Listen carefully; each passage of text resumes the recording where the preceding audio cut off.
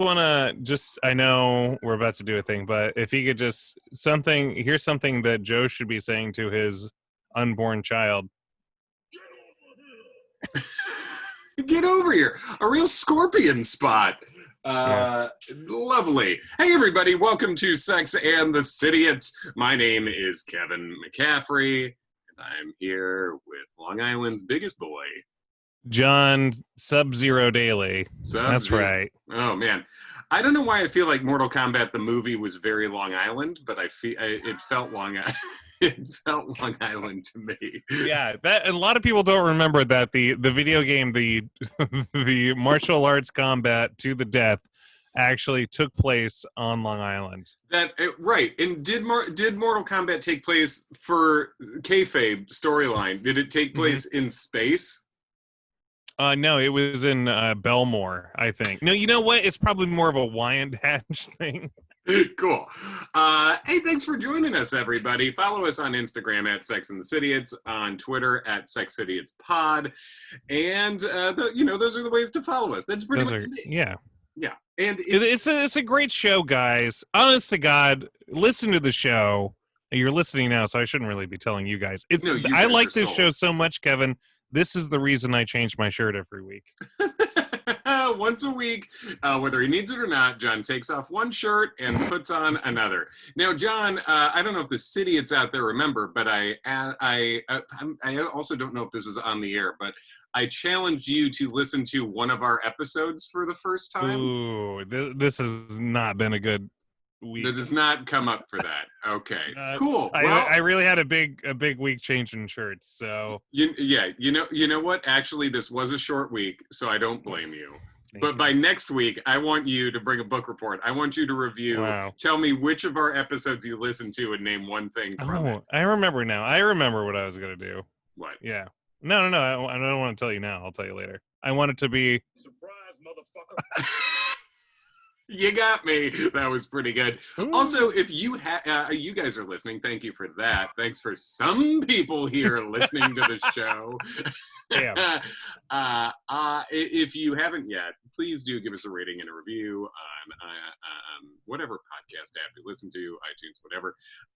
We had a nice review that just came in.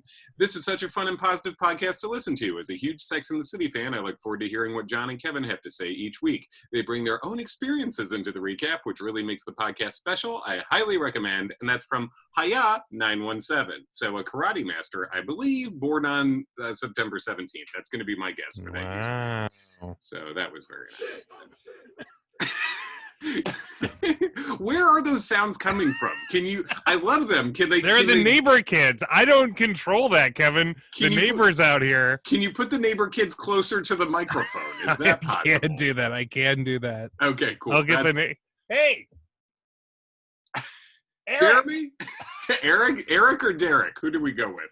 Eric and Derek. Get over here. Over here. And if you can also follow us on YouTube, the link to that is at any of the other socials I mentioned before. Sex and the City, it's on Insta. Sex City, it's on Twitter. But so if you're watching on YouTube, you must understand John's pregnant wife is over his right shoulder. It's funny to me that what? Isn't she in the room? No. Oh shit! You sincerely faked me out. It's an oscillating fan there. Okay. See, now I feel much less bad about turning the AC off if she's not in the room. I don't know. I think she'll come back at some point. Okay.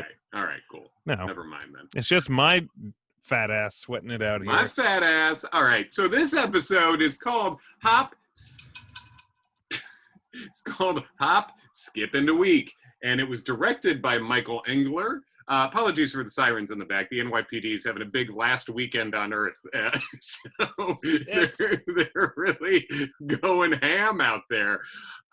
This episode was directed by Michael Engler, who also directed the last episode. Mm-hmm. And it was written by Amy B. Harris. And she does B. Harris. And she also developed the Carrie Diaries.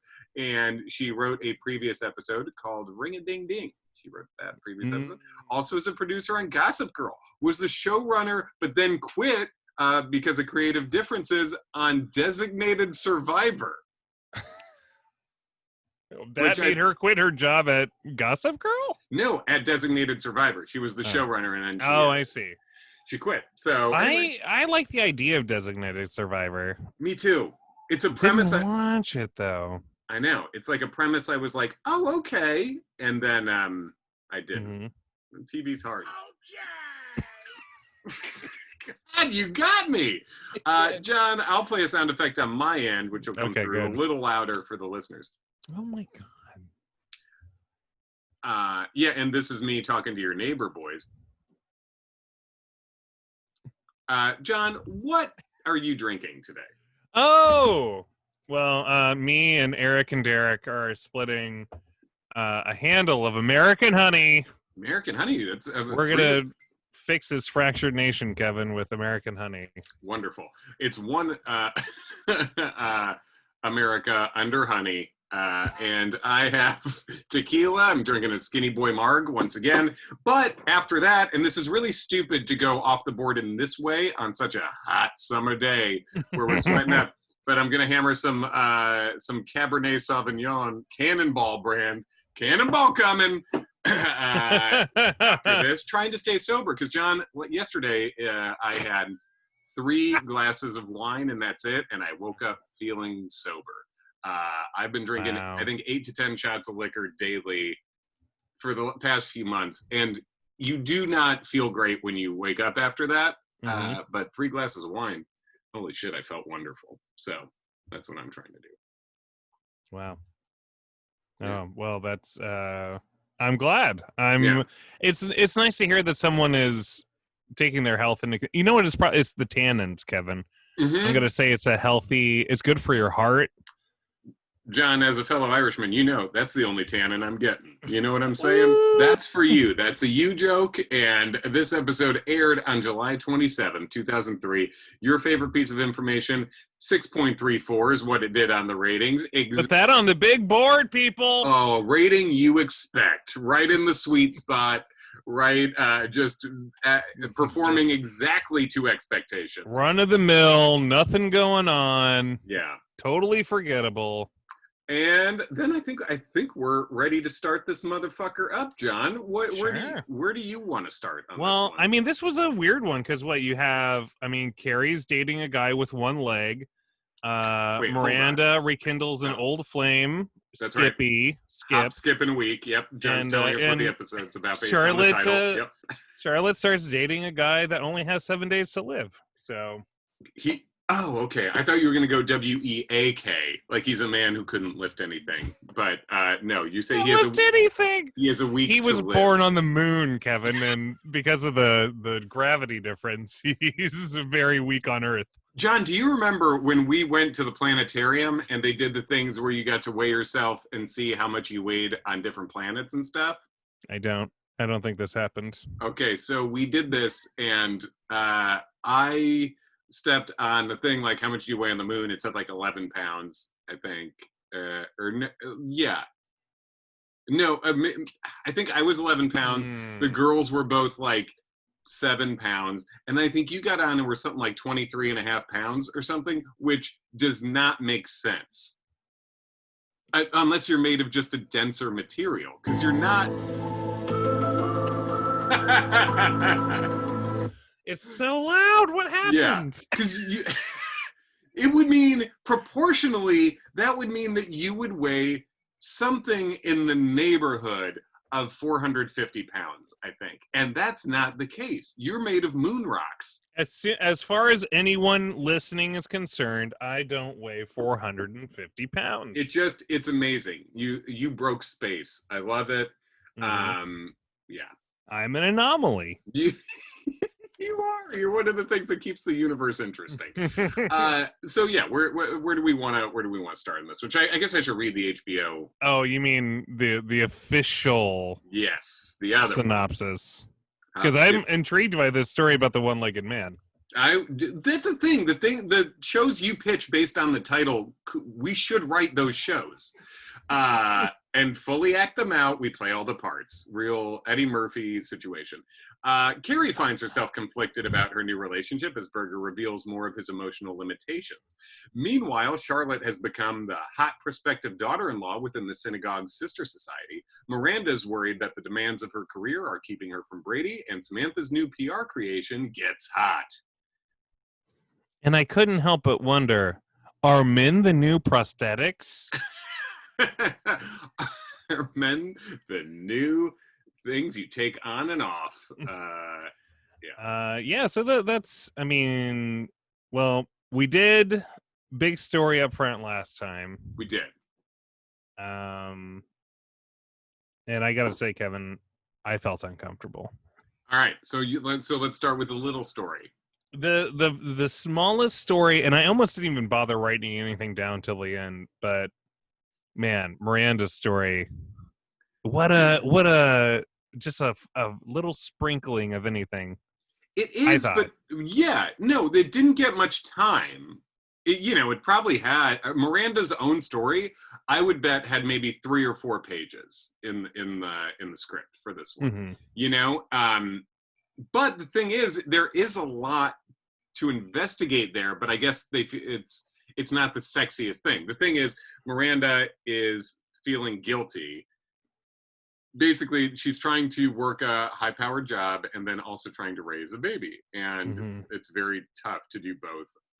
Can she have it all, Kevin? Yeah, can she have it all? She's a high-powered working single mother, and that's a real thing, and that's a story I'm interested in. I was raised with a very hardworking, working single mother, and that's interesting. But there's nothing. But nothing happens. They don't do anything. It's like an okay premise if it was its own show, but yeah, they didn't give it any time, and she didn't really do anything. They call her into a meeting, which she's late for, and she thinks it's a meeting about some big case or whatever, and they're like, actually, it's not about that.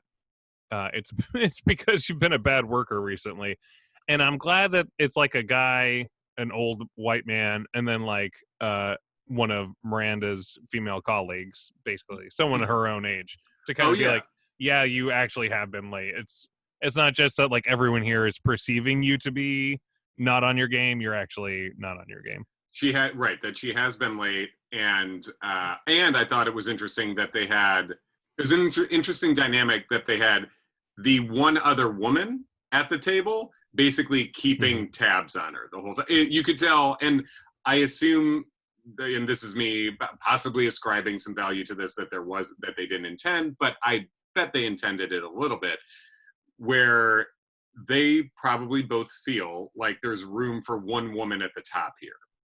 Like 2 women aren't going to be at the top, so the other one is sort of like picking apart Miranda.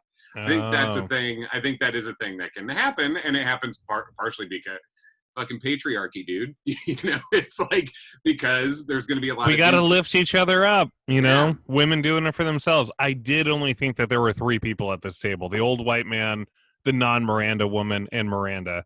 But I guess there were other people at the table as well. I thought there was at least another dude, but I also I don't know. We don't watch these episodes twice. Listen, you can't. You're making notes. You're taking a drink. Things happen. You can't like keep track of every single person in the room. Yes. I will also say that this is sort of just weird because like I don't. And God, it's weird how many times a day I say like I'm not this expert. Guys, I'm not an expert in anything. No, but you know that. And but both of us, we're experts about very limited things. And we know what we are, and we don't pretend to be experts otherwise. Mostly an expert in saying I'm not an expert in things. Yeah. But like, she made partner, right? At this law firm? Yes. Like, I would assume that would ascribe you some sort of leniency or like calling your own shots a little bit because partner makes it sound like she owns part of the firm. Yeah, and I also thought that was a storyline from a few seasons ago, right? Where she was making partner or about to. But then she succeeded, no?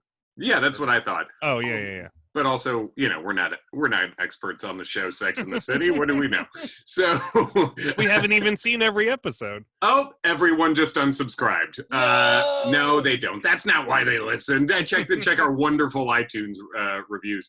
But she gets called out by the coworkers, and then she does say, like, as far as this case goes, I'm killing it, Miranda Hobbs is killing it. She goes The Rock. She goes Dwayne Johnson. She goes third person, referring to herself. And she does say, she has a good burn on the way out. She's like, I just want you to remember when my mom died, I was back on Monday, which I think in this situation is good, although I've seen people do things like this and it can be very cringeworthy bad, where it's like, yeah, is the brag you worked?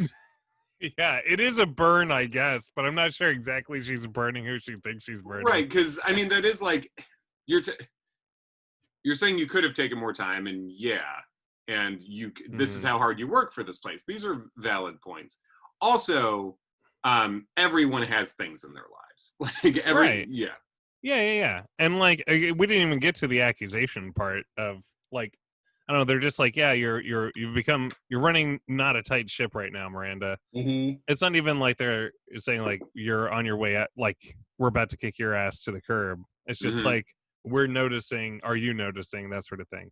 Yes. So yeah. And I think a theme throughout this is she's feeling guilty about leaving her kid. And she also says, like, Miranda Hobbs is killing it with this case. Where I'm failing is at home.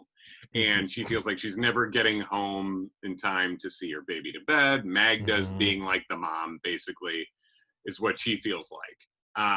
And I did want to ask you about that, because as a dad, I think, like, do you feel guilty when you've gone? Do you feel guilty leaving Lark when you've had to go work places? No, you don't at all. Good. Well, because God, for better or worse, I haven't had to necessarily leave the house too often. Like, when I've had gigs, it's been like, okay, well, this is more the change of pace than the other way around. Whereas, like, Kristen, she works, her schedule's like 3 days a week. She works 12 hours a day, and then those days she doesn't really see Lark. I mean, she'd get to see her a little bit in the morning, a little bit at night, but very rarely to almost never not seeing her. But yeah, she'd tell me she'd feel a little guilty during those times. See, I thought I remember, because you're a writer, so you've gotten to work from when you have worked, you've been able to work from home a decent amount. So I guess it's not guilty, but I feel like I thought I remembered you talking about just like worrying about having to be away if you had to go into the city on a more frequent basis and stuff to work. Well, yeah, because when I was I'd get to work remotely for the last gig I had. Like, I'd had to go in like a couple days a week. I mean, it's it's not great, but I think I don't know. You're around. Yeah, you are around your daughter an incredible amount of time, even when you have that job. But but I know it's a thing people parents worry about. And no, sure. If you're a single parent, I imagine it's a huge concern. Right.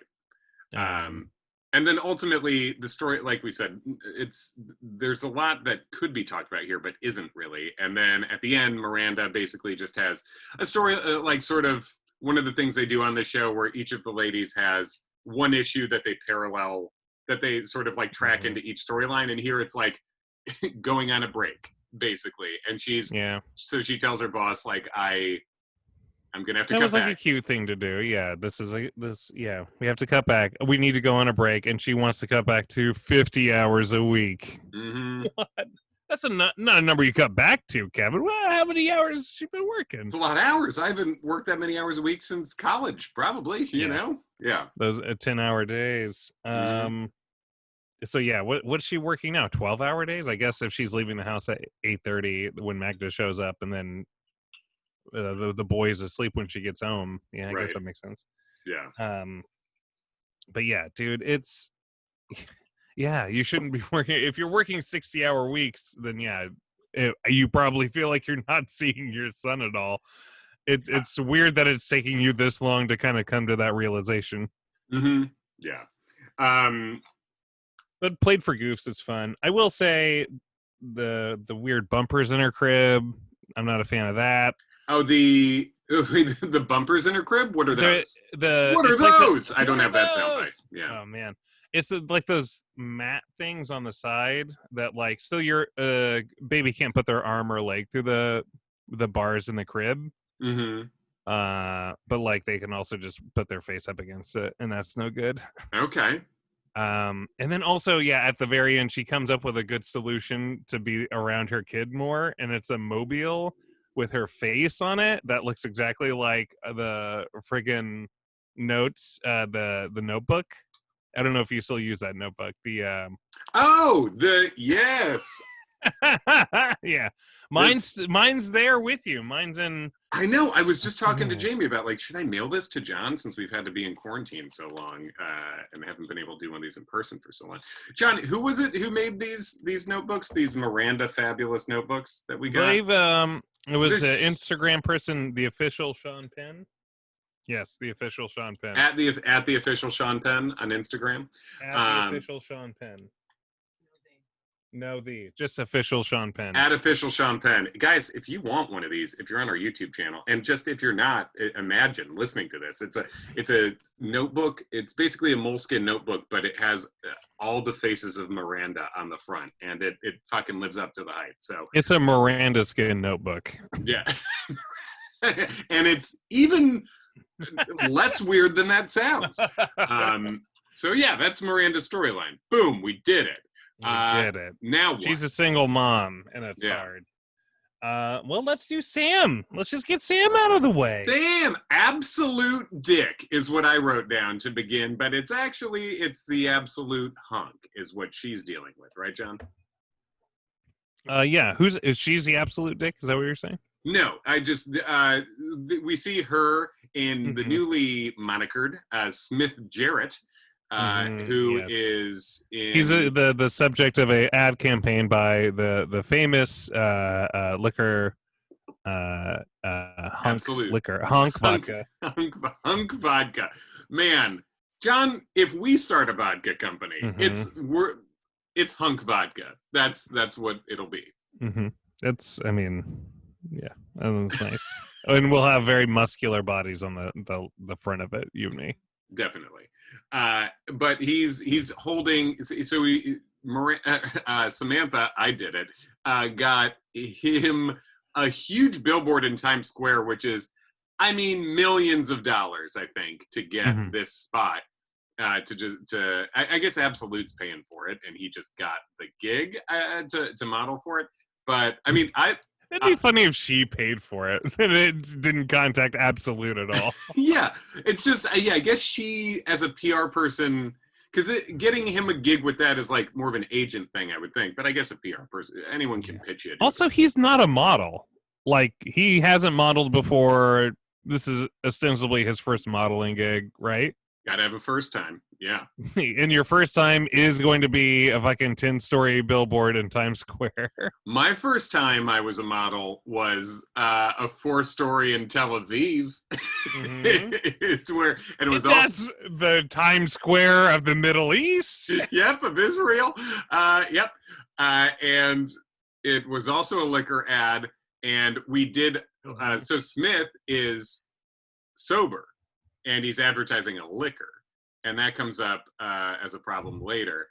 He mentions it, but one of the 4 guys in my whiskey ad was also a recovering alcoholic. So it's a conflicted message. But yeah, so tell me about the storyline, John. That's he's essentially not wearing any clothes. No, his dick's 3 stories long, as he says. His dick. That's what he says. And that sounds a bit extravagant for me. Everyone sees this ad. Everyone keeps talking about, like, wow, his dick, you're huge or something like that. And it's like, his dick's not actually showing is my problem. No, look, is his body great? Of course. But sure. Would I feel safe in his big, strong arms? Yes, I would.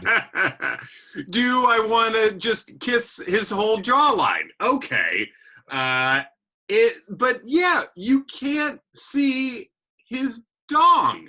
This is an Absolut bottle. Yeah. Are there people out there just seeing Absolut bottles and getting horny, baby? I guess now maybe because the ad's such a hit. But yeah, it is weird that everyone's like, what a dick on this one. It's like, this isn't his dick. And the ladies at brunch talking about it like this, it's like, all of you have seen his actual dick at the play. It's just like, man, I've seen his dick in real life, IRL, and now there's a big photo of him. So imagine how big his dick has got to be there. Have y'all not heard of magnification? But anyway, all right. So he's not sure about this newfound fame, Kevin. It's a bit much for him. He likes small plays in Brooklyn and the craft of theater and stuff. But this is a bit of like a thing this show does where like people revert back to their like previous status quo. Mm-hmm. Where it's like, you don't want to be swept up in all this fame. Well, like she did this exact thing last episode. Samantha did this to you before. And like you took this photo and surely you knew what it was going to be used for, right? It's not like Absolut's like, oh, don't worry, we'll just, sit on this photo and never use it. Like, I'm surely he's been paid to be on this billboard or whatever. There was a whole process to this. He agreed to it. It's natural to be with your significant other and talking through if you don't feel comfortable about something that you've agreed to, that's okay. But, I mean, do you want to work or do you not want to work? Do you want to hang dong at on Times Square or not? Yeah. And he does kind of. Now, what happens, Kevin? Well, as a famous person, as someone that's been in an advertisement in Tel Aviv, you probably know. Mm-hmm. Yeah, I've dealt with this. You've been, I don't know, accosted by gay men at bars. I mean, I have, but not for this. Sure. Yeah. Well, not accosted. Accosted's not right, but but he's talking about like, I missed what the first thing he said, but basically like the people he used to work with don't respect him anymore. Sure. Yeah. Because you're a sellout and you're a phony. His cool Brooklyn actor friends are like, that's not cool. It's not cool to have a huge fake liquor dick in Times Square. That's not cool and artsy. And I have a general large feeling, an absolute dick-sized feeling about that, the sellout idea in general. Until you reach just, unstoppable wealth where you don't have to worry about paying rent, where you don't have to worry about that kind of thing, nothing is selling out. In my mind, I mean, there's exceptions. Like you shouldn't support things that like support fucking murder or something, or like poisoning people. But and I guess alcohol does that technically, but it's a poisoning I believe in, and I poison myself every day, so I can stand by that. But like I remember when I got my first TV, real like consistent on-air TV gig, working on a true TV show. I remember there was an open mic comedian who was like, oh, it's one of those dumb clip shows where you just like, you just say corny shit and they put it on. And I was like, well, everything I say, I write. So that's, whether it's funny or not, okay. But like, it's my shit. And he was saying like, it's selling out, I guess. And I was like, you work at Sbarro. Do you believe in that pizza? We're both doing shit to make money. You have to make money to survive. And there's a difference between doing that and selling out. And posing for a photo so you can live for a year, that's not selling out to me.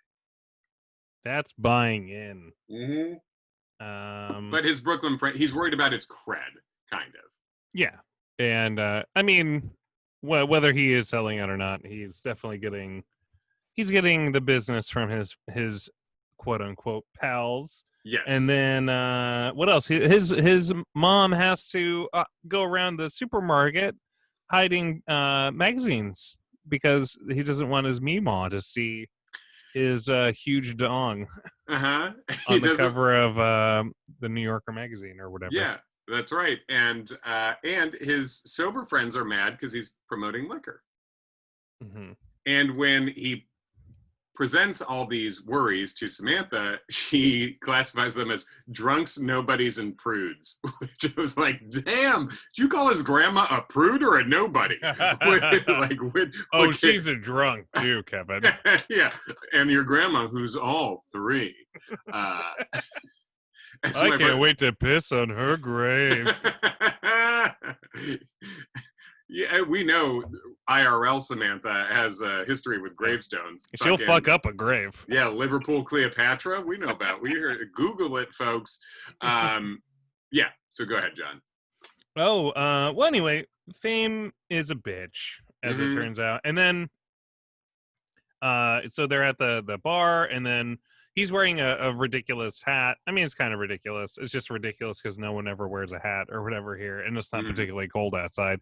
But he's trying to be discreet, and he takes off the hat, and then he gets recognized at the bar by a gay gentleman. And I keep calling him a gay gentleman because it is plot relevant, because he and like a phalanx of other gay gentlemen at this bar. Phalanx of gay gentlemen. Is that a Percy Jackson movie? It was a BBC show. Okay. You know, it ran from 99 to 04. Harry There's Potter only like and 4 episodes. The phalanx of gay gentlemen. Yeah, but there's several quotes from this episode that I've heard people say. And one of this them, phalanx just starts hooting and hollering, Kevin, like they're at the. I'm sorry, is this a bar or the Arsenio Hall show? Hold on.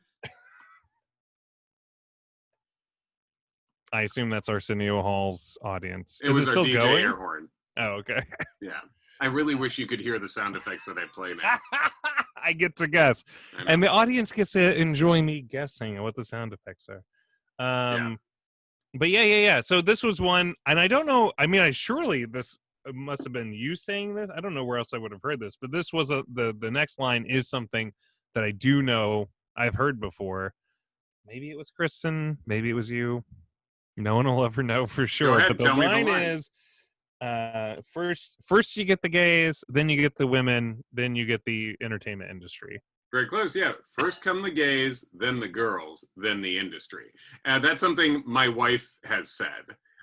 Where I think, like, because I got like, because she's seen gay gentlemen, a phalanx of gay gentlemen, come up to me and like comment on things online, and Jamie was like, "No, this is great. First come the gays, then the girls, and then the industry," as Sam says. So, you know. So it was your wife. That's who told me. Yes. Jamie, that's good. Yeah, that's a quote Jamie's brought up. Yeah. I think, is that like a thing that they did in the God? Is that like a sort of a modified Godfather quote? I also know. First come the gays. Do Marlon Brando first come the gays for me. I just remember, I think I know it from when Homer Simpson was having a fantasy where he was the Godfather. Okay. And he's like, first you get the donuts, then you get the power, then you get the respect. Yeah. Is it take the gun, leave the cannoli? Yeah. Take the gays, leave the streets. All right. So yeah, but that's what she says, because the gay guys are noticing and I think there must be a level. I believe that there's a level of truth to this from a PR perspective, because especially like New York City gay dudes, culture wise, I think probably do tend to get on board with things first. Or early on, at least, they're hooked into the culture. And then we see later in the episode that a bunch of schoolgirls notice him standing next to his own ad, which is embarrassing. Standing next to your own shit is... And it says absolute asshole, which is just, so good. Good graffiti. My friend Mark Norman, who's a very funny comedian, you know Mark, before he had an hour-long special on Comedy Central, he had like ads up in the subways, and one of his ads for it was him drawing a dick on his own face, and I thought that was perfect. That's exactly what I would want to do. Yeah, that's clever. Mm-hmm. But he gets he's going at it with Sam about like, you know what, this is actually not the trajectory I wanted my career to take, which is like kind of fair. Again, he seems like he's wrapped up in like, you know, I like you as a person. I'm not sure. I think I made a bit of a Faustian bargain here.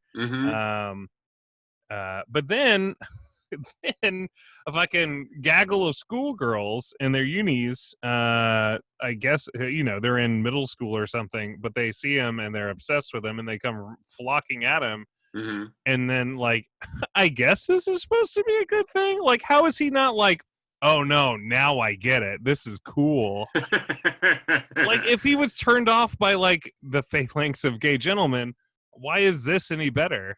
Well, I think it's just another category of people knows who he is. So it's just another demographic is the thing. Right.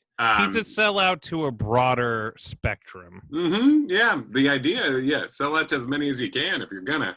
And then we hear that basically then the industry did start to come along the next week where he got a small role in a Gus Van Sant movie, is what we hear then.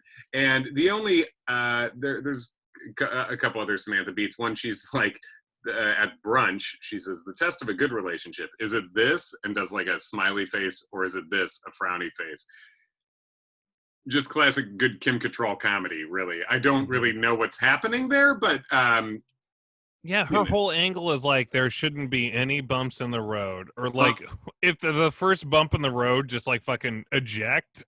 Which is the way. Yeah, that's the way she's always been. It's the way when they were talking about when Carrie was saying that she and Berger were bad at sex the first 2 times.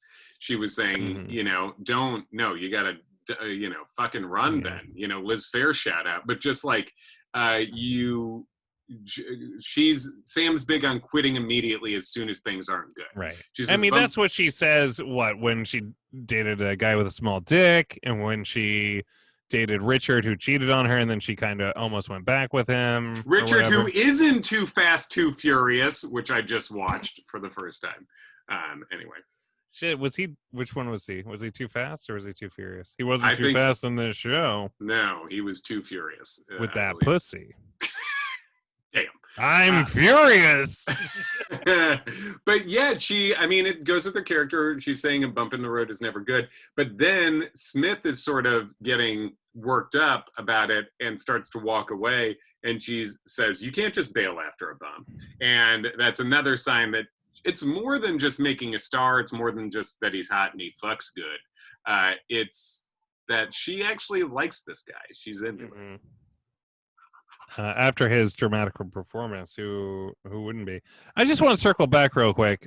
Too Fast and Too Furious, Kevin. Are you running the franchise here? Yeah, we're running the franchise. Are you and Jamie just like picking franchises now and running the gauntlet on them? Because I know you did all the Marvel movies, which is like 27 movies or something. Yes, but that was several years ago. So this is we're doing a new one because we've been protesting a lot over the last week, and then we were watching like some really heavy social historical movies, and so we're cleansing the palate with the dumbest shit we can find, and neither of us had ever seen Fast and the Furious before, so there we go. Dude, I haven't either. I've been what do you want? Are you buying it or renting it? Yeah, it's like $4 a pop on Amazon. All right, never mind. It's a bit of an overpay, but yeah. Anyway, he gets to have sex with all those 12-year-olds, I think. That's where they kind of left it. I don't write these episodes. I wanted to do a story about a one-legged man, Kevin, but they won't hire me. Fucking do it. The only other question I had for you, John, based off that, so he was worried about his friends and family seeing his work. John, have you ever been worried about family and friends seeing or hearing the work you do? I ask you on a podcast that we do for the public where we talk about our sex lives. No, it's this is far. This is like alien technology to my father. I assume I tried to get him into podcasts once with the Hardcore History podcast. Yeah, I was just gonna say Dan Carlin seems like the Dan Carlin stuff, and like the ones I downloaded on his phone were good, but I don't know if he was able ever to like get another episode after that. Yeah, gotcha. Some of the Ball State stuff, some of the BSULN stuff, I'd probably, I think I worried at the time, but like I don't think that they ever had again the capability of seeing it because they didn't live in Muncie. Yeah. And I certainly didn't show it to them. But yeah, I showed them like Cash Cab. I mean, they can watch Cash Cab. Sure, Cash Cab's a Heart's Delight. Yeah. Sure, they could enjoy the David Letterman program. Yeah. Mm-hmm. Sure. But yeah, no, nothing with my actual beautiful face. I know. Sure. Gotta get your face out there more. Yeah. What about you? What about you? I'm sure. I mean, your family eats you up with a spoon. They love you. Well, but except for the things where I talk about, there's like a couple. When my Letterman set, there's some members of my family who did not enjoy parts of that when I did stand up on Letterman. Yeah, my grandfather doesn't have the best sense of humor and has a huge fucking ego, so he was a problem about it, but not a problem for me because I don't give a shit really. But I told my mom she does not get to listen to this show. She can listen to most of the other things I do, but my mom does not get to listen to Sex and the City. She does not get to listen to us talk about this subject. I don't swear in front of my mom. She swears in front of me. I don't swear in front of her. Yeah. So yeah, and I never have. She swears in front of you? Like Yeah. what? What's the worst thing she said? She'll do shit bombs. She'll drop a fuck out there. Eat shit and die, fucko. Yeah, like something like that. The word she would say least there is die, I think. But yeah. But so I guess that. But otherwise, no, not sweating. Oh man. I gotta get her.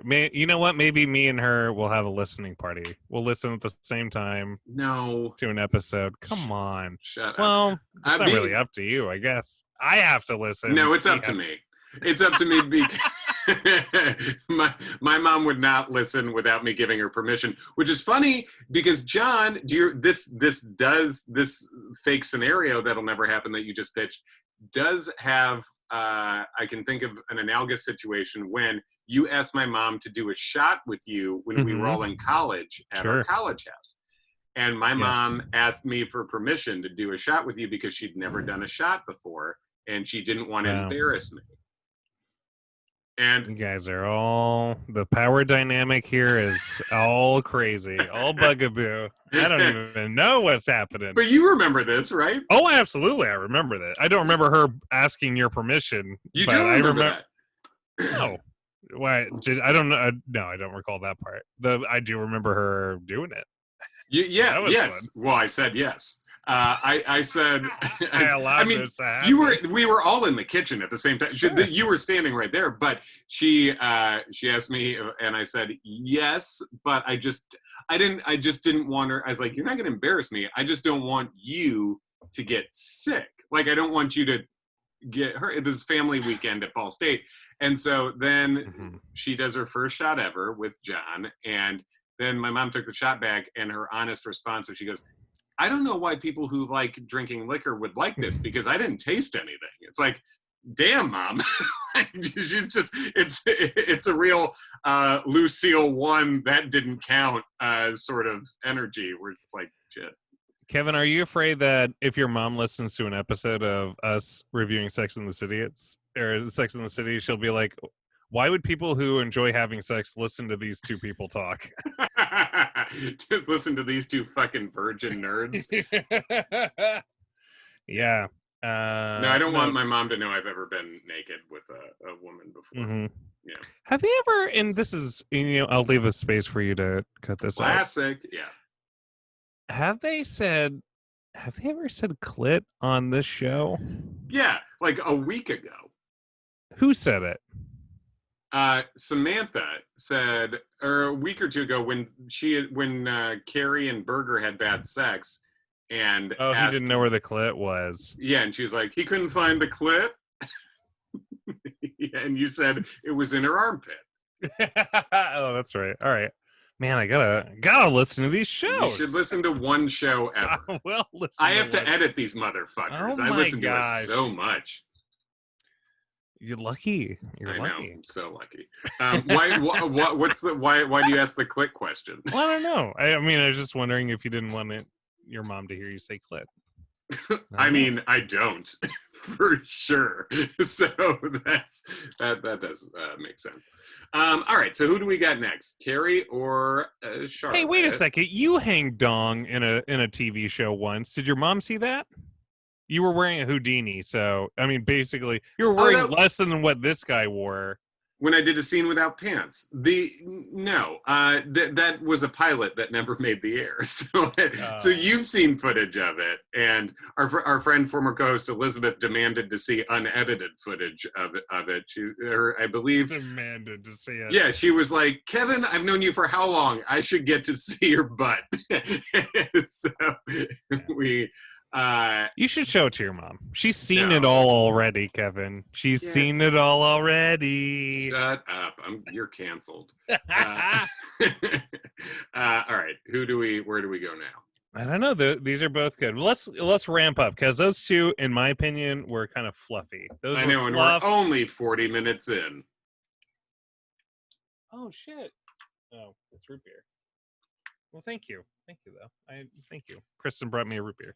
Oh, that's nice. I know, it's nice. It is nice. I thought it was beer, but it's root beer, and that's good too. Root beer tastes better. It does. Have you had the Not Your Father's root beer stuff? Wasn't it like a Dad's Old Fashioned, or is root beer? Or is that a different brand? It might be a different brand, but the gimmick's the same. It's alcoholic root beer. Oh shit. Okay. No, that sounds great. No. All right, check it out. Anyway, let's do Charlotte. Charlotte's she's getting what was described in the book of Exodus, I believe, as one of the plagues, a plague of Jewish moms. Because she's at the synagogue and she's hot, she's single, and is she ready to mingle? You tell me. And I will tell you. The answer is no. She's not ready to mingle. John, did you think it weird that the synagogue had an organization you could abbreviate to be the SS? Did you think about that, or is that just me? No, I missed out on that. I did not put that together. Sister Society, yeah. I don't know anything about Judaism almost. Okay, yeah. But, that could be like a real thing. Yeah, the Synagogue Sister Society, it could be. And Charlotte, obviously, hot to trot. She's a great catch here, for sure. She should be hot to trot. Now all the moms are coming up and they want a piece of this for their single boys. They're good boys, Kevin. These are good boys. Yeah. Even the worst date she has is like a pretty nice guy, it seems, at least. Yeah, he's not so bad. Yeah, so she gets like that Charlotte says it's the worst date, and also it's like we've seen a date where she was with like a hate crime guy who punched everybody. This is a few seasons ago. But yeah. Where it's like, oh no, but this guy's boring. It's like, Charlotte, you've had worse. You had sex with a guy who called you a fucking whore all the time, and he didn't remember it. Anyway, continue. Fucking, this guy asked for bread though, Kevin. Yeah, man. Yawn. Call him a fucking whore. So Charlotte's dating. She's with this guy. Actually, she interrupts Carrie's date, which we'll get to in a minute. But she shows up and she's trying to hide and like, oh, you need to get me out of here. Have you ever tried to flake out in the middle of a date? I mean, it seems like a TV thing to do. No. The closest thing I had to that, I mentioned a long time ago under a different topic, but like I sort of didn't realize I was on a date with two girls at the same time, kind of. And classic Three's Company scenario. Yeah, and so I tried to slowly get rid of one, I guess, in college. But I didn't even really succeed at it. So like, yeah, no, I've never done that. Have you ever slinked out? I feel like no. I don't think so. Yeah, I think this is a totally a weird TV thing, or maybe it's something girls do. But like, you certainly, what random chance that her and Carrie happen to be at the same place on the same date? You know what I mean? Yes. I mean, there's no, of all the places in Manhattan. Anyway, they arrange for.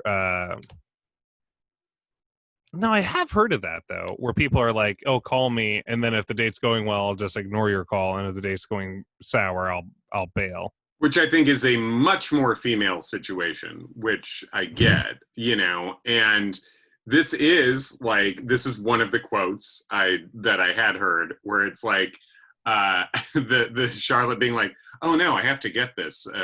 Maybe I wouldn't, but maybe something bad happened. Mm-hmm. And Carrie very casually is like, hey, it's Carrie, something bad happened. And Charlotte does a good acting job. It's like, oh no, something bad happened. I have to go. So it's a funny little sequence, and it's a cute friend moment. It is nice. Yeah. And then she leaves and then comes back, which I assume like the guy walked out with her or something, because like otherwise it's very brazen that she's like just in a booth 10 feet away. But she goes and sort of becomes the third wheel on this date, which is like, I guess, did you even ask Jack Berger about this? Or I didn't even think about that until now, but it's like, yeah. It's a little bit of a crash, but they're all cool with it. The problem is, they start talking, and the problem is they start talking, and I guess we're going to talk a little bit about Carrie, what's going on with Carrie right now. And that's fine. I think we have to dip into that here. Right. For sure. So, and just like, as this Flowergate.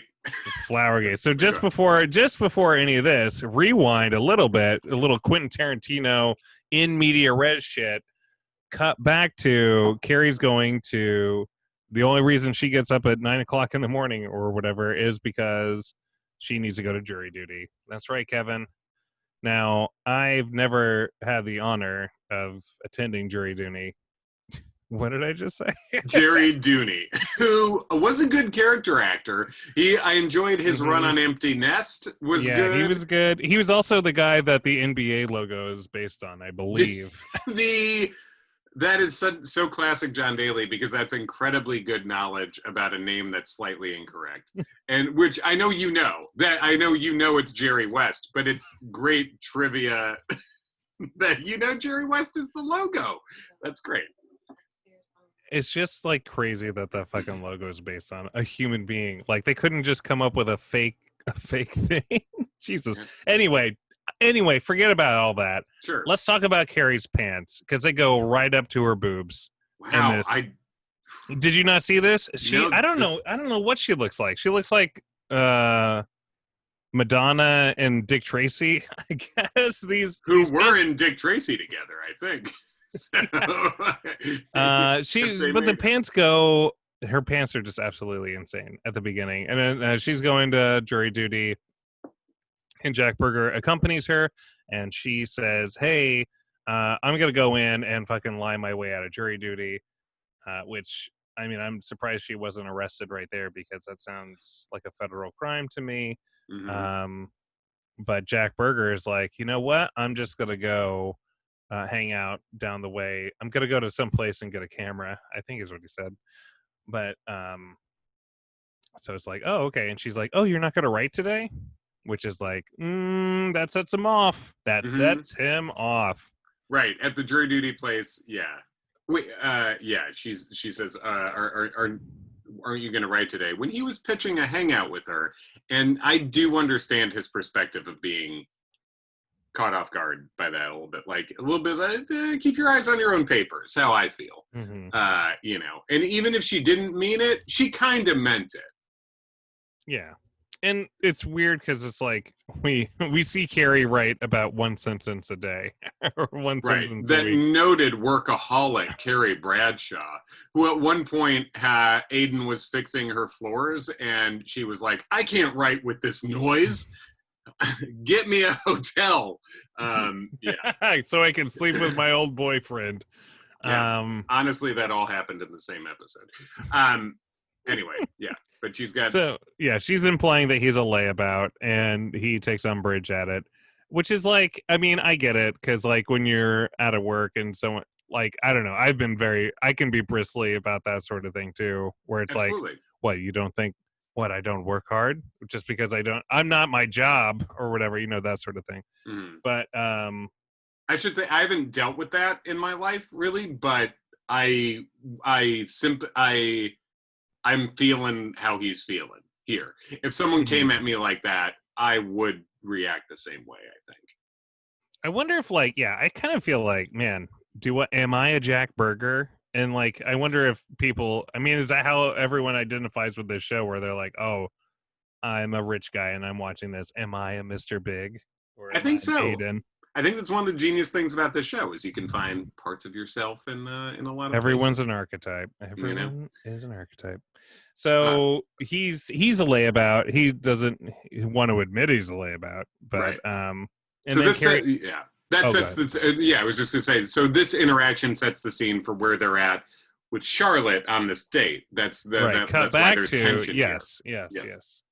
And so there's tension, and then God, what's the thing? Oh, before like Carrie goes wild with the menu, she says she does another like sort of like implied dig or like perceived dig. He says something, and I didn't even catch what it was that he said, but it wasn't meant to be. It wasn't meant to be mean toward Charlotte. And then I know what that is. I know what that is for sure. Okay, sorry. So like, Charlotte says, "Listen, this dude. Why is this dude bad? I'm on one of the worst dates." And like Jack's like, "All right, so why is this date bad?" And he's like, "Well, he brought pink carnations." And he's like, "What? He brought flowers? He must be the worst guy in history." And it's like, "Well, it's not just flowers. It's pink carnations," which is like, and I get it as Jack is like just a normal dude who's like, "Oh, he brought flowers. That should be a plus." Right. But in the secret language of dating, it's like, well, they're bad flowers, and you were bad for choosing them. I would never know what a bad flower is ever on Earth. I would never. Because you're a Jack Burger.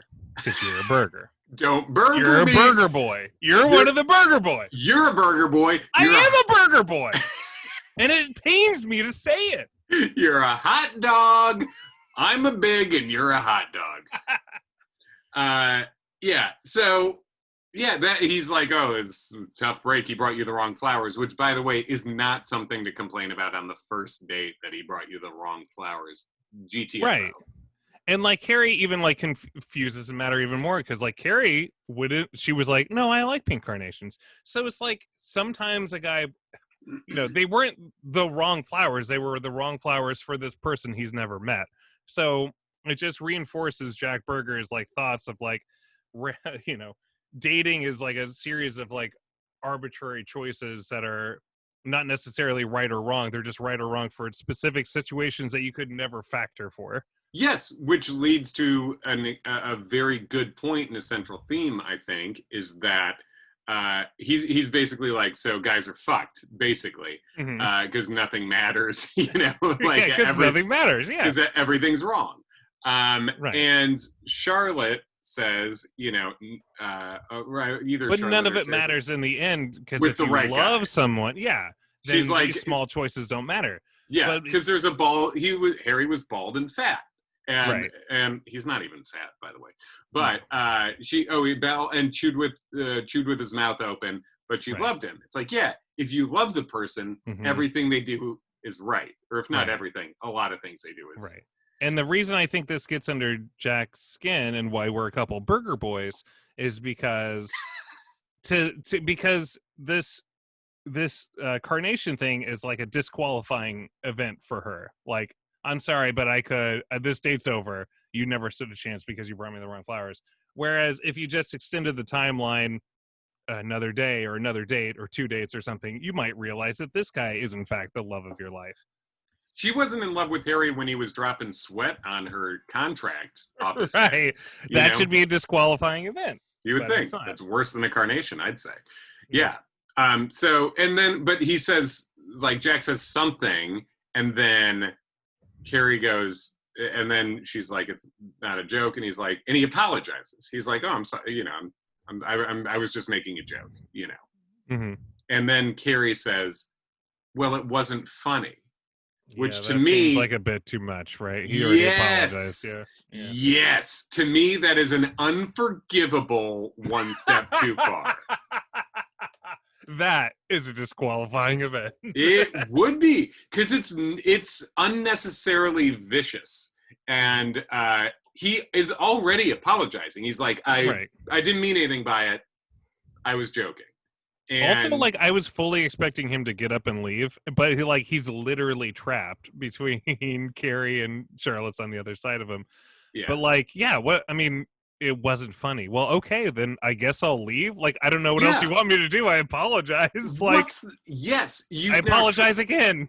You've trapped me. What's the next beat? It's emasculating. It's unnecessarily cruel to lay it out like that. It's fucked up. And for her to not get that that's too much for that situation, I would absolutely go into burger mode here as a burger boy. I would absolutely, the next annoying thing she does, I would make a fucking meal out of, which he does. And luckily enough for the analogy, it is an actual meal where she is just being like, I'm allergic to parsley. No parsley anywhere. I have to, parsley explodes my head, and don't put in if it's whatever.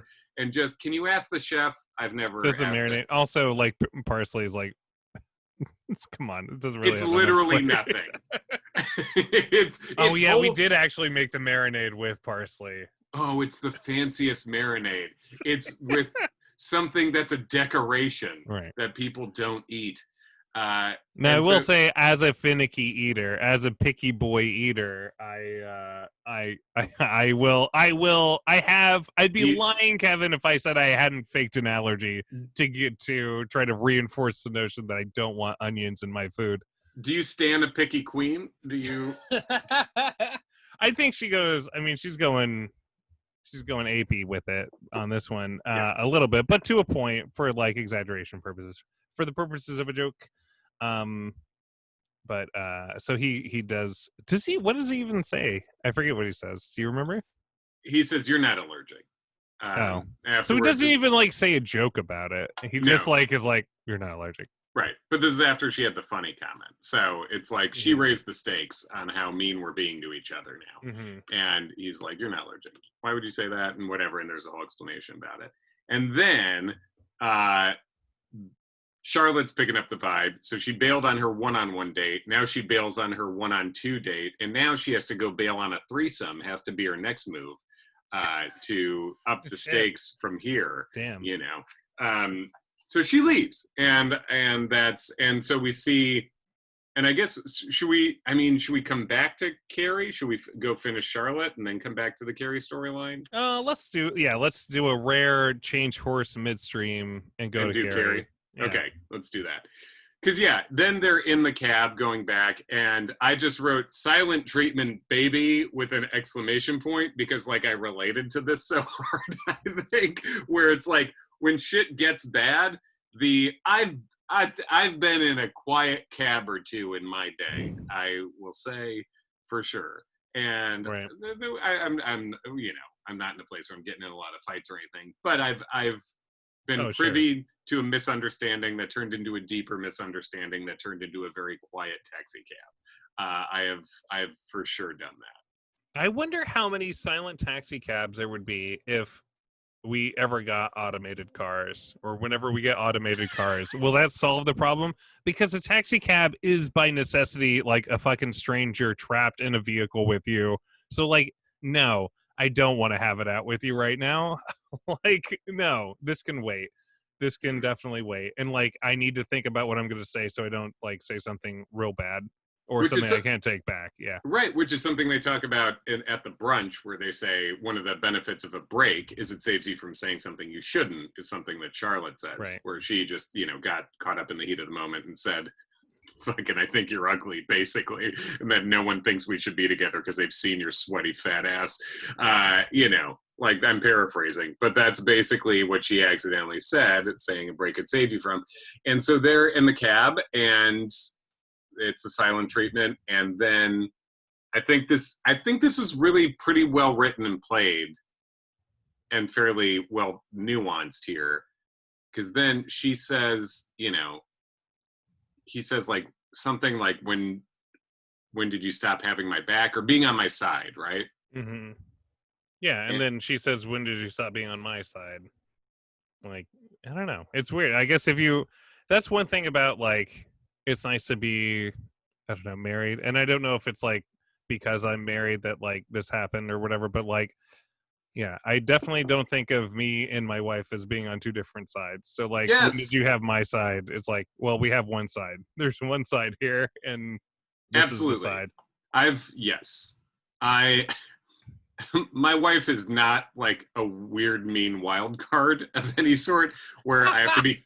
No, Jamie? Blackjack Jamie Hughes? Where I don't have to be like covering for her in public, but I think like I think we've had conversations before where I've been like, I'll always have your back in a public situation. Good qualifier. I'll always have your back in a public situation. No, but like if she does something fucked up that I don't agree with, the part of the deal is I still have her back in public, even if I don't agree with it. Mm-hmm. Then I tell her I didn't agree with it when it's just us. Sure. That's the move. For me. It's a classic. I mean, it's a classic Star Trek The Next Generation. You're number one and she's the captain. So listen, in front of the crew, you fucking do what the captain says. And then later in the ready room, then you bring it up. Sure. But you don't question it in front of the crew. Right. And I think it's key that they don't trust each other, that they're on the same side, I guess. And then she says this isn't working, and I don't think she means it in a huge big picture way, but he's been waiting for it to not be working, and he's like, this isn't working, I need a break. Yeah, let's forget it. Like he's like, what if when you say this isn't working, like, is the next step that we go up to my apartment? Like, that seems like not an implied next step to me. This isn't working. It sounds like maybe I'm a Burger Boy again. You are a Burger Boy. We're Burger Boys. And if we could get a shirt that says Burger Boys in the logo of a Burger King thing. Single, taken, or Burger Boy. Or mentally taken by Bunny McDougal. Those are the 4 options, the 4 genders. Damn, I might have to change my vote. Yeah. But no, it seems like a weird, like, initial volley. Like this, like this conversation's not working. I guess I think this is what she's implying. And I think this is a bit male and female here, where I think she is saying this isn't working, assuming let's go talk about it for the rest of the night, sleep on it, and then the next morning something else. Where I think the more male response is, oh, this isn't working, bye. I think that is, I do think that is in a gendered way, that is the typical, right? Or if not typical, the more frequent response on both of those sides. Mm-hmm. And during the dinner at some point, she says, oh, because he was like, oh, first I can't do this, now I can't do that. And she's like, don't think that this thing. And he's like, don't tell me how to think, which is definitely like, oh man. It is like they reached into my brain and just like dropped my dumb ass onto the screen. You're feeling it. Oh yeah, when Berger said he said, "Oh, now you're telling me how I feel." Yeah, exactly. Yeah. But yeah, so yeah, he says he does say, this does make it sound like he's been waiting to spring this trap on Carrie. Where she's like, oh, well, how much time do you need? Because she's processing all this in real time. Like, oh, yeah, I need a break. 1 week? Like, is this like the amount of time you normally need, Jack Berger? Like, no, I've done this before. It's 1 week. In 1 week, I'll know. Shields up or shields down. I'll know. Yes. On this. So she's like, and then she just like gets out of the cab. It's like, bye, thanks for dinner. Did I just break up? And it's a thing where it all happened very fast and unexpected. And I do get that, things can escalate quickly, And at first she's like, yeah, do you want me to decide right now while the meter's running? Like, that was kind of a fun thing to say. It was a good line, yeah. It's a good line, but it's also like, I mean, I don't think there's much to decide. He's leaving you. You can sort of decide what you want to do on the sidewalk because he's leaving. Yeah. And then there's an interim here where Big golfs and then calls in. All we're going to say here, I want to, we'll move this along, but he says, are you still with that guy? Hot dog? And it's like, Big. I mean, I guess this works because he's not actually funny. And you got to say a meat that sounds more like a name. No one's named Hot Dog. You know what I mean? Plenty of people are named Jack Beef. Yeah, you can be like, what's his name? Salisbury? That's like a name. That sounds more like a name And she'd be like, no, it's Berger. Keepsake? Angus, you still hanging with Angus? So Pork it's not. tenderloin? Yeah. I do want to progress the sort of conspiracy theory that's out there. People are talking about that Big bought the book company that Jack Berger worked for. Whoa, that's your conspiracy? Well, I mean, it's out there, Kevin. It's out there already. Sure. So I'm just reporting on what people are talking about. But yeah, he bought the book company that Berger was working for and canceled the book option. Whoa, that would be right, wouldn't it? He's disturbing. got the money. He does. That's disturbingly alpha. Yeah, and that's why he knows to call now. Like he also has spies around. Yeah, why is he checking in? If he didn't... seems like a very specific time, right? Very convenient. I don't call people on the phone from the golf course. Yeah. Hey, I'm about to play golf. I thought I'd call you and ask how your relationship with this guy is going. No, I text. Apropos of nothing. Yeah. I text. Cool. So he goes away for a week. He goes to Long Island. He goes to the Hamptons, yeah. And then Carrie briefly is like, she briefly considers driving out to him. And then she rents a car, drives it 8 feet, and then backs it up, which if anyone's ever rented a car, I spend a lot of life renting cars. The one thing you can't do is back it up. They got the fucking spikes. So this is unreasonable. I saw Carrie driving and I was like, what's next? Seeing Carrie give a blowjob? These are things Carrie can't do. There's no way Carrie drives and she doesn't give BJs. Y'all know my thoughts. And then to my credit, she did not drive. She and she did not give a blowjob. We didn't see either of those things this time. And she's talking to Miranda, and she's like, he gets threatened, and Miranda's like, as much as I like Berger, and Carrie says, he gets threatened, he gets insecure, he shuts down, but then he's funny. And I was like, I actually don't think I'm insecure. Am I insecure? Guys, do you think I'm insecure? But I definitely shut down. And, I guess I'm not threatened, but there's a lot of Berger elements here that I feel like, Berger boy. This could be describing both of us in a lot of ways, where it's like funny, shut down if we feel hurt or, exposed in any way. So, yeah. And then she's like, well, he has this funny bit, which they actually did at the beginning, where he does like a Hollywood kiss, where it's like, oh, if we've been kind of fighting or picking at each other, like, oh, we need to stop and do a Hollywood kiss, which is like, I mean, it sounds like a funny bit. And then Miranda maybe has, like, to me, it's like, oh, that's a good bit. And then Miranda's like, you guys need a bit, which is like, yeah, right? People have bits. Couples have bits, right? If you don't have any bits, you ain't shit. Is what I think. Right. I think if you have one bit, you're in trouble.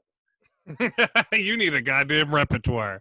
But you should continually be adding bits and cycling out of just having in jokes is a sign of being close to someone. And I think that, and being on the same wavelength with someone, and I think that's very important. So I think having a bit is not bad unless it's only a bit. And I guess that's what they are coming back to is like Berger and Carrie, they seem like they should work, but they never really have. It's always been not as good. There's always been something. Like, didn't start off on the right foot. Yeah. Didn't start off on the right foot. They got offended quickly. The sex was bad until it was fine. And then, now they're both too sensitive. And what? And I think that really exemplifies this. And I hope I'm not getting too I don't know, artsy, fartsy. But Berger eventually comes back early from the thing. And because Carrie did have to go to jury duty, she tries to, as my wife said, white lady her way out of jury duty. Kristen's right. This was a big white lady out. So white lady out to a black lady who was working and who could see that white lady coming from a mile away and was like, I'm a freelancer. freelancer. Yeah. I can't, no one can cover for me. So I can't, like, welcome to jury duty. Just fucking stamps her right on the forehead. But so Carrie, one of the oddballs she sees is a gentleman who opens a briefcase and takes out a mango and then just holds it in his hands, which is like a funny bit. It's a funny bit to watch. It's strange. And then it's like, and then she relates that to Jack Berger later, and he's like, "Oh man, the only thing that'd be a stranger is a pineapple." And then she goes back to jury duty, and she sees the same guy open a briefcase and pulls out a coconut. A coconut. And then, right, so that all happens, and she's spending her whole time at jury duty thinking about Berger and all that. And then Berger comes back early, rings her intercom or whatever. He comes up, and he's like, "I love you. Shh, don't talk. I love you." And then they embrace, and she whispers to him the words that every man wants to hear. "I saw the same guy again. He opened a briefcase," and he's like, "It was a pineapple?" And it's like, "It was a coconut." And he says, like, "I was so close." And like when he said it was like that, I was so close, it sounds like everything about this relationship is I was so close. That's great. That is good analysis, John. That's good, sincere story analysis from your big Long Island gentleman, your phalanx of gay gentlemen, John Daly. That's great. Yes, he was so close. They were so close. Yeah. Well, yeah, but spoiler. Not quite. Oh, hold. Battery 40%. Connected to I fizzle free the peat sling. Hold on. There we go. We both had the "you blew it" sound effect. Oh man. So yeah, and then we see a very famous thing because it seems like everything's going fine. They're happy. She wakes up happy. She turns. He's not there. Because he spent the night, I guess. Yeah. And then she's wearing something that, looks like she's a ghost, right? Yeah. It alludes to the fact that she was recently wearing nothing. And she... was she wearing nothing? Well... This seems like one of those underwears that's more... It's more than what she was wearing when she took off her clothes. Yeah, it could be, but clothes were taken off. Okay, that's true. So she turns and he's not there, and then you see her being like a little curious at first, like this is weird, and then she finds a Post-it note on the computer. Yeah, when she's looking around, they definitely do a good job of making it feel like, is this going to be a big romantic gesture? Like, did he go out on the street and it's like holding a stereo above his head, like "I love you," or did he go out to get food or like breakfast or some shit like that? But no, there's a Post-it, and the Post-it says, "Hi, I can't. No. I'm sorry." It's something like that. Man, I really thought you had it. "I'm sorry, I can't. Don't hate me." Which I think is a vibe almost everyone has felt in a relationship at some point. When you're breaking up with someone, I think typically when you're breaking up with someone who you like, but this isn't it. Where it's like, "I'm sorry, it is just, there's no good thing to say here. It's just, I gotta go." Right. And he says, "I'm sorry, I can't. Don't hate me." To me, I think I'm with him on the first two beats. "Don't hate me." This is just a general philosophical belief I have. You got to be willing to be hated in a break. If you're doing the breaking up, if you are making the decision that leads you to not stay together, you're getting hated. Like, and you have to be, you can't ask to not be. That's fucked up. That's narcissistic. That's like, you don't get to be well-liked and the reason this person isn't with you. You got to be willing to be hated. That's part of the price. Right. I get it. And like, I think in this case for him, it's just like, he's going to be hated. This is curdling. This is so bad. This also isn't how you should dump someone. I came back for one last bit of the cookie and then out the door, and I won't even say goodbye. Like, it's certainly a very heelish. No, this is the most hateable way to leave. It's like bizarrely like, it really doesn't seem accurate. Like, yeah, why say "I love you"? Like, he's just prone to violent mood swings. Again, I keep mentioning my lovely wife. She's great. I love to watch it with her. Does he have a heroin problem or some sort of drug addiction where it's like he's so flighty and like him having to leave right away and for a specific amount of time and then comes back and then leaves again? It's like is something wrong with him? Right. All right. But yeah, so, he's he leaves the note and then bails. Yeah. Famous moment. So now let's finish Charlotte's story.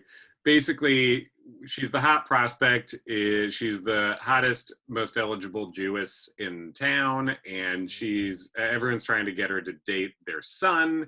And she goes on what she calls her worst date ever, which we know objectively is not. And then she eventually agrees. She's almost done with dating. She agrees to go on one more date because this guy has a full modeling headshot that his mom shows her. And does your mom carry your headshot in her purse or wallet or anything? God, I can't say for a fact that she doesn't. Has my mom asked me to literally sign my own headshot to her, and has she framed it and put it in the guest room I stay in when I'm at home? Yes. But yeah. Kevin, do you think it would be sort of like a fun activity for us to call your mother live on the show right now? No, not right now, because currently my brother is having a baby. And this might sort of like alleviate her stress. Literally, my brother and his wife are in the hospital right now, and I could be a uncle any second, but for the first time. But we could call mom a different time. That could be a fun thing we could do. So this is, and the only problem with this David guy, who's handsome, he went to Yale. On paper, he's everything old Charlotte wanted, because Charlotte he's the waspy guy. Yes, and getting the family, the look, the school you went to, it's all the things old Charlotte wanted, and she is not into it now. Right. And it would have been a mitzvah for old Charlotte. It would have been a mitzvah. She would have known what the word mitzvah meant at that time. But the only problem with this guy is that he's not hairy. And she's just become very accustomed to body hair. And so everyone that she dates, she's looking for that taco meat, Kevin. She's looking for a guy that's not afraid to open up the buttons on his button-down shirt and just show a little bit of that hairy good stuff. He might as well be a gay man with carnations, is what she says. And he's puzzled by that, which is fair. But she says it's not going to work out. And then he's like, do you just want to bang anyway? Which is like great. And you realize that this guy is like kind of trash. Yeah. But also I think fair play on his part. They're hanging out. They're both good looking. It's like, well, and they're not like not getting along. She's just like, I'm not into it. It's like, well, do you want to fuck though? And she's like, no. And he's like, all right. So I don't think anyone's in the wrong here. No, he's certainly allowed to ask. And then the other ladies are like, it's nothing but fatties and baldies left. And then Charlotte pops a boner because all she's into is fatties and baldies. And then that takes us to the clip promised of the week, land, which is Fatty and Baldy. John, stay quiet till I tell you to come back.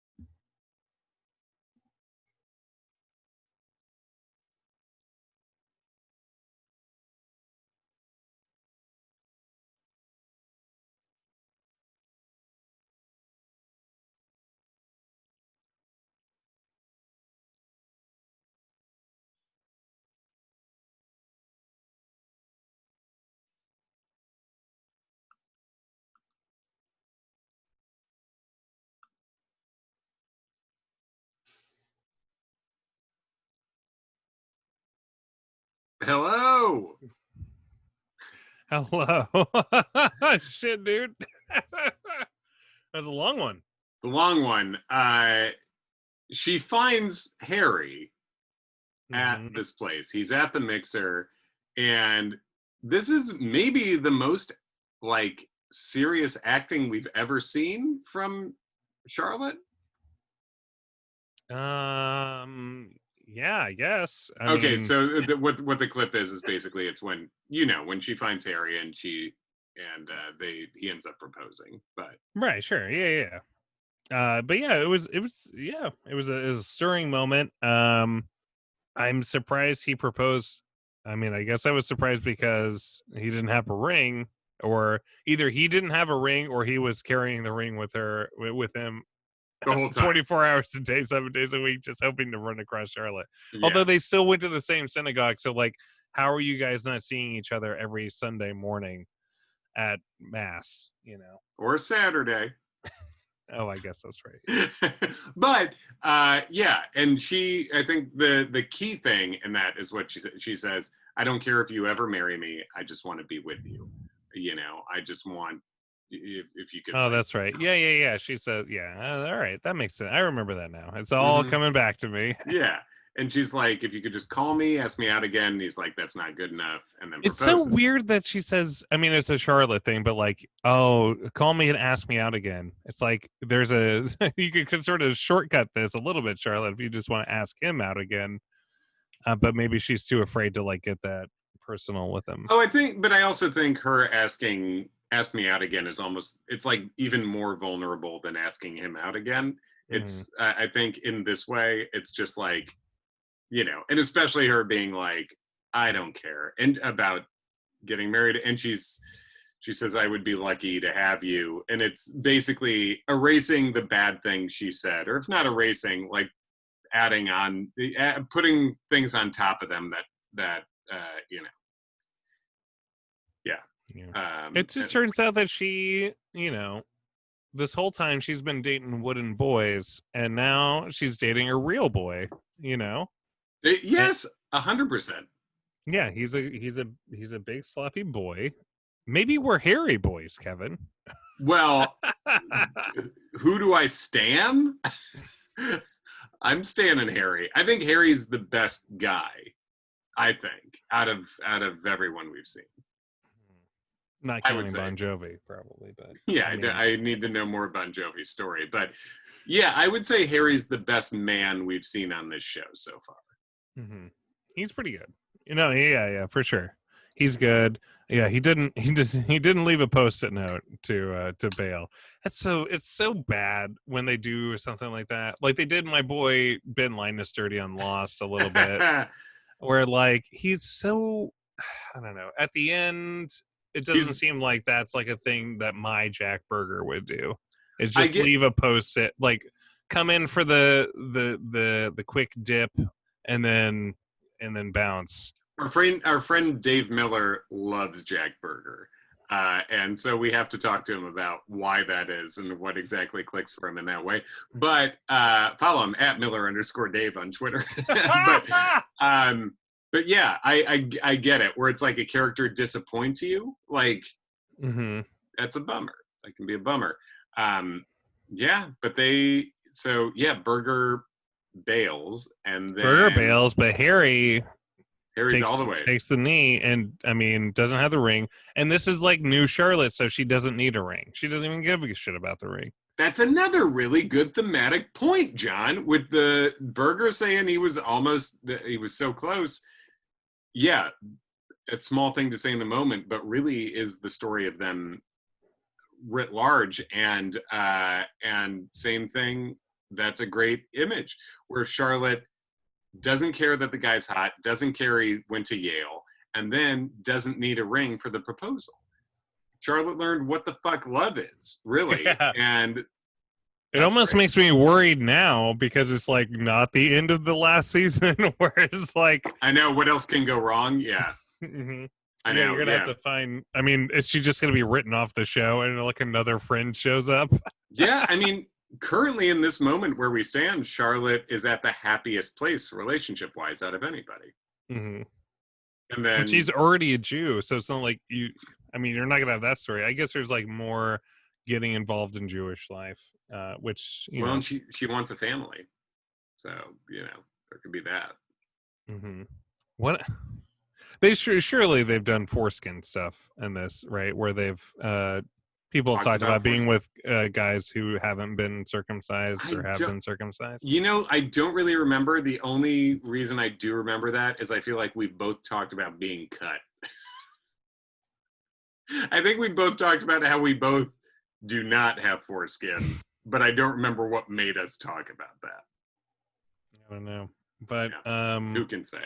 I mean, if people pay into the $25 level of our Patreon, we will get our foreskin reattached. If you're paying us $25 a month, honestly, John and I we'll joint talk to you about anything, and we'll get our foreskin reattached, and we'll put.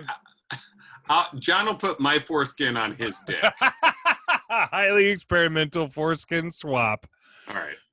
We are once again at 90 minutes. Let's only a full 33% over what I'm aiming for. Let's I think we're done. Is there anything to hit before we end here, John? We end with a happy Charlotte and a sad Carrie. What's your favorite bit you do with Jamie? Oh, that's a really great question. One of my favorites, I like things that make her like mad but in a funny way a lot. So she cuts her food very small, and I do an impression of her like eating things, and it's just literally me cutting food in half until the end of time and like almost taking a bite and then making it smaller when it seems like it couldn't be any smaller. It's better with an audience. Jamie gets mad at me no matter when I do it. I love it. I think it's hilarious. It's really good. Have you seen me do it? I haven't seen you do it. I just love it right now. I definitely used to. Elizabeth used to love it. I used to like performatively do it in front. Like it would be me and Jamie there, and then Elizabeth there too. And I just And so Jamie would just be like smiling, but like shaking her head the whole time. So that's a bit I like. What's your favorite bit? One I did for a while. I haven't done it in a little bit because I really rode that some bitch in the ground. I did a thing that was called the world's tiniest kisses. I would just like really good. Just as close as I could. Dude, you've done that on this show. It's been a couple seasons, but you did that to me. Oh man, when we were in the same room, Kevin, that's crazy. I know, yeah. When we used to those were crazy times. I know. And then there was another good goof I did once where she asked for a glass of milk, and I poured a glass of milk for her, and it went all the way to the top of the lip of the glass. So she couldn't deal with it. She couldn't pick it up. Yeah, you gotta pick it up. You're gonna get milk everywhere. I was dying. It was like the last bit of the carton, and oh my god, so I never did it since because I was like, oh, this never getting better than that. No, you hit it perfectly. You can't, you just hit a 3-pointer from the half court line. I won $500,000. Yep, you steved it up. You bought a bar. Thanks for listening, everybody. Sex and the City. It's follow us on Instagram at Sex and the City. It's on Twitter at Sex City. It's pod, and we'll catch you next Friday and every Friday from here until almost the end of the year. Thanks for listening, everybody. Bye. Bye.